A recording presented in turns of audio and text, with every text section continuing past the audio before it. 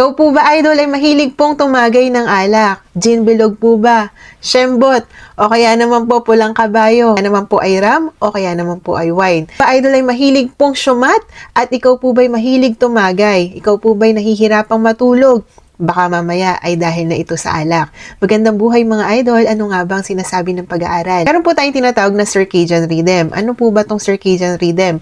Ito po ang ating katawan ay sanay po tayong matulog. Instinct na po ng ating katawan, idol, na kapag po alas 7 ng umaga, automatic ikaw po'y gigising. At kapag ka alas 9 ng gabi o alas 10 ng gabi, automatic ikaw naman po ay matutulog. Nasasanay na po ang inyong katawan. Automatic na po siya, idol. Nakaset na alarm sa ating katawan yan, idol. Kami po sa atin ang umiinom ng alak dahil ito po ay nakakawala po ng problema.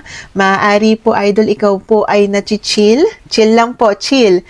Ikaw po ay nakakaramdam ng satisfaction at pakiramdam mo po ay kalmadong-kalmado ka. Pero idol, alam mo po ba na sinisira po niya ng inyong pagtulog?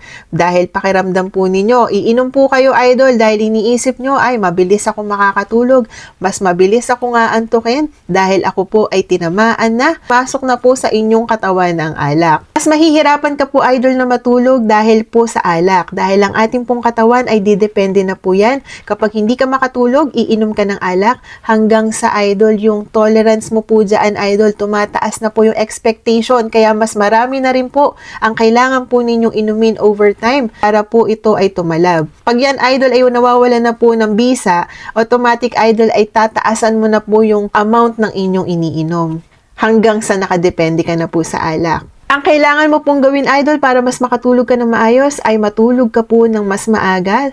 1 oras hanggang 2 oras ay humiga ka na po, idol. Kailangan mo pong patayin ang ilaw para po ma-activate ang inyong melatonin.